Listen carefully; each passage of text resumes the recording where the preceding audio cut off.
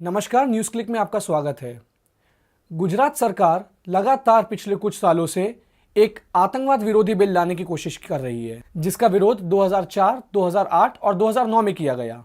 इस बार फिर गुजरात सरकार कुछ एक ऐसा ही बिल लेकर के आई है जो कि स्टेट असेंबली ने पास भी कर दिया है, जिसको गटोका बुलाया जा रहा है। आज हमारे साथ इस बिल के ऊपर बातचीत करने के लिए और इसके इर्द गिर्द हो रहे मुद्दे पे बात करने के लिए हमारे बीच civil right activist Gautam Navlakha ji हैं। हेलो गौतम, न्यूज़ क्लिक में आपका स्वागत है। गौतम, हम पिछले कई सालों से देखते आ रहे हैं, आफ्सपा हो गया, पोटा हो गया या टाडा हो गया, पुलिस ने, आर्मी ने, कश्मीर हो या गुजरात हो, इन इन लॉज से मिली हुई ताकतों का बहुत बुरा इस्तेमाल किया है। कितने ही लोग मारे गए हैं, कितना ही नुकसान हुआ है, क्या कुछ नहीं हुआ है। उसके बावजूद गुजरात सरकार लगातार एक ऐसा बिल पेश करने की कोशिश कर रही है जो उन्हीं सब चीज़ों को और ज़्यादा बढ़ावा दे रहा है। आपको क्या लगता है कि अगर ऐसा बिल पास होगा तो गुजरात स्टेट का क्या होने वाला है? ये बहुत ही खतरनाक बिल है, इसमें दो राय नहीं है। लेकिन साथ साथ हमें इस बात का भी ध्यान देना होगा कि इस तरह के एक्ट और भी राज्यों में हैं। मकोका मसलन महाराष्ट्र में है, आंध्र प्रदेश में आप कोपका करके हुआ करता था, वगैरह वगैरह और भी राज्यों में है, तो केवल गुजरात में नहीं है। लेकिन मकोका से थोड़ा ये हटकर है। मकोका के समान इसमें भी पुलिस अधिकारी को दिया हुआ एक बालिया बयान एक सबूत के रूप में कोर्ट में आपके खिलाफ और आपके को अक्यूज्ड के खिलाफ इस्तेमाल हो सकता है, जो कि बड़ा ही खतरनाक रहा है मकोका में भी।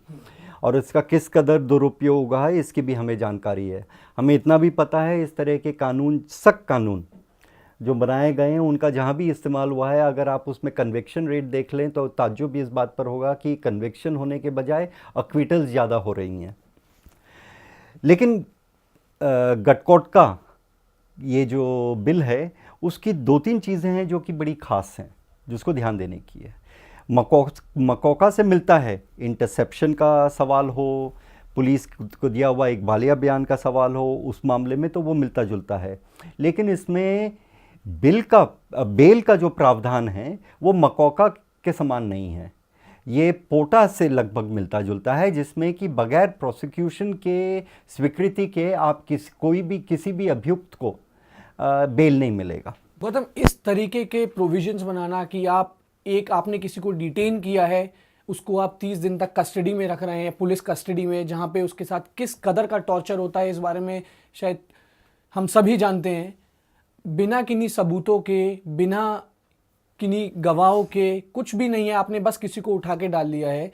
इस तरीके की एश्योरिटी, इस तरीके की ताकत देने का क्या मतलब है? इसमें गलती का स्कोप तो कोई छोड़ा ही नहीं गया है, मतलब ये पहले ही मान लिया गया है डिटेन में कि ये गिल्टी है। देखिए, ये इस तरह के कानून लाने के पीछे ये तर्क दिया जाता है कि जो रेगुलर प्रोसीजर जो कि क्रिमिनल प्रोसीजर कोड में दिए हुए हैं, उनका इस्तेमाल करके इस तरह के जो घिनौने अपराध होते हैं, उनकी आप ना तो तहकीकात कर सकते हैं, ना आप उनके उसमें जो अभियुक्त हैं उनको सज़ा दिलवा सकते हैं। ये तर्क दिया जाता है। लेकिन हम साथ साथ ये भी देखते हैं कि जहां आपने रेगुलर क्रिमिनल प्रोसीजर कोड को ढीला कर दिया, उसे ढूलमूल कर दिया, तो वहां फिर इन्वेस्टिगेशन भी बड़ा अपने ही तरीके से चलता है, उसमें गड़बड़ियां होना अवश्यंभावी है। वो इसलिए क्योंकि उसमें इतनी ज़्यादा छूट दी हुई है इन्वेस्टिगेशन को, प्रोसिक्यूशन को, और प्रोसिक्यूशन मतलब कहना चाहिए कि पुलिस अधिकारियों को और पुलिस महकमे को, जिसमें कि वो हर तरह के हथकंडे अपना सकता है। और ये हमने देखा भी है हकीकत में। इतने सारे अधिकार देने के बाद भी आप पाते हैं कि फैब्रिक केसेस झूठ मूठ के बनाए जाते हैं। वहाँ सबूत जानबूझ करके लगाए जाते हैं, और जैसे कि बंदूक हो या एक्सप्लोजिव्स हो, जैसा कि लियाकत अली शाह के केस में NIA ने बताया कि दिल्ली की स्पेशल सेल ने किया है कि वहाँ फर्जी तरीके उन्होंने जाकर बंदूक और एक्सप्लोजिव्स को छुपाया था, खुद ही उन्होंने छुपाया था।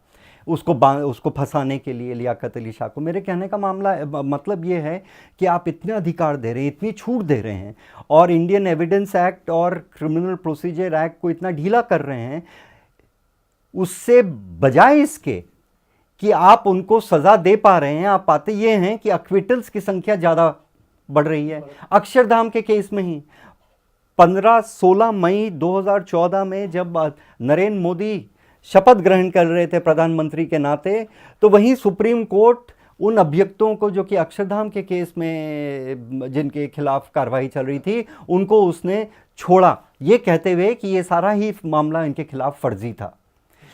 और उसमें ये तर्क दिया गया था कि नरेंद्र मोदी के खिलाफ ये साजिश की जा रही है। और उस दौरान सुप्रीम कोर्ट की ये स्टेटमेंट भी आई थी that truth is stranger then the fiction. Exactly.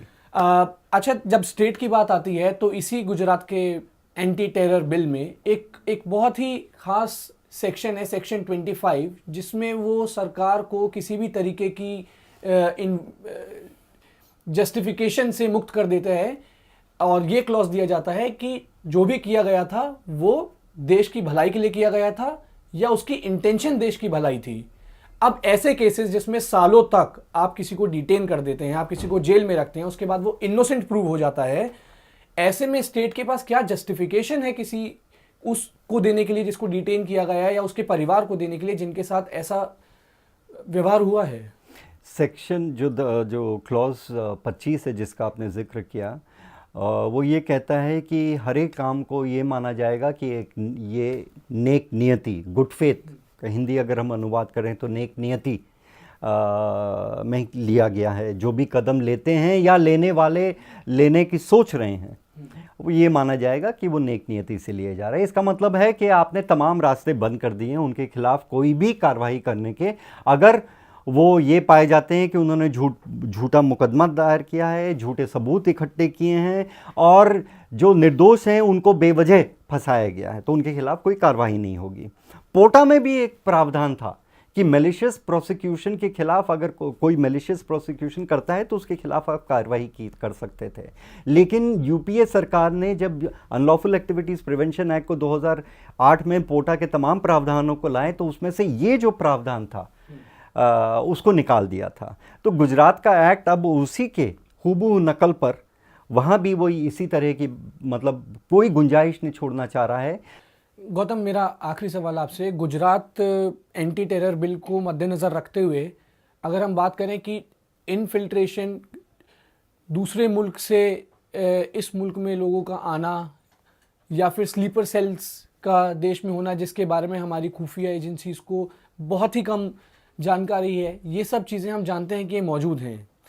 इनसे लड़ने के लिए अगर इस तरीके के कानूनों की ज़रूरत नहीं है हमको, क्योंकि हम काफ़ी हद तक देख चुके हैं और मान चुके हैं कि इनकी ज़रूरत हमें नहीं है, इनका केवल गलत इस्तेमाल ही हुआ है, हमको और किस दिशा में बढ़ना चाहिए कि इस तरीके का आतंकवाद खत्म हो और इनोसेंट लोगों के ऊपर भी कुछ इस तरीके का अत्याचार ना हो? देखिए, सिविल लिबर्टीज़ संगठनों का हमारा ये मानना है कि जो मौजूदा कानून है और जो मौजूदा दंड प्रक्रिया है उसका इस्तेमाल अगर सही तरीके से हो और साइंटिफिक इन्वेस्टिगेशन हो और बखूबी इन्वेस्टिगेशन किया जाए तो कोई वजह नहीं है कि उन्हीं प्रोसीजर्स के तहत जो कि नॉर्मल रूटीन में इस्तेमाल में आते हैं उनका इस्तेमाल करके आप जो घृणित काम करते हैं उनके खिलाफ कार्रवाई कर सकते हैं। लेकिन इसके लिए ज़रूरी यह है कि हमारा एक जो कानून हो उसका इस्तेमाल उन सब के खिलाफ हो जो इस तरह के घृणित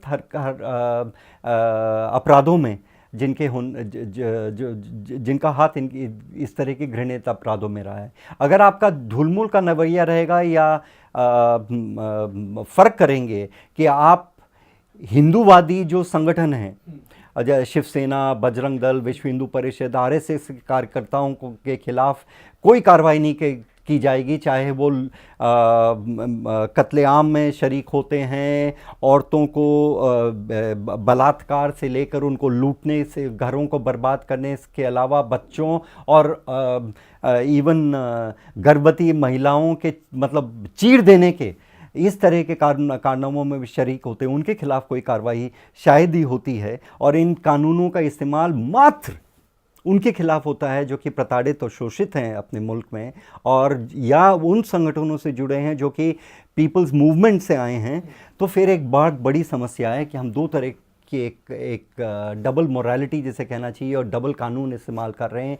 एक कानून होगा दूसरों के लिए, एक कानून होगा अपनों के लिए, और अपनों में इस तरह के बजरंग दल, शिवसेना जैसे घृणित संगठन आएंगे, और दूसरों में श्रेणी में वो बाकी सब लोग आएंगे जो कि प्रताड़ित या शोषित वर्ग से आते हैं, जो कि एक बहुत बड़ा खतरा है। इसका मतलब है कि हमारे मुल्क में दो तरह की नागरिकता है। फिर अगर हम कानून के सामने बराबरी का हक नहीं है तो फिर एक बहुत बड़ी समस्या है, बहुत बड़ी हम एक गंभीर चुनौती अपने जनतंत्र के लिए, गणतंत्र के लिए खड़ा कर रहे हैं।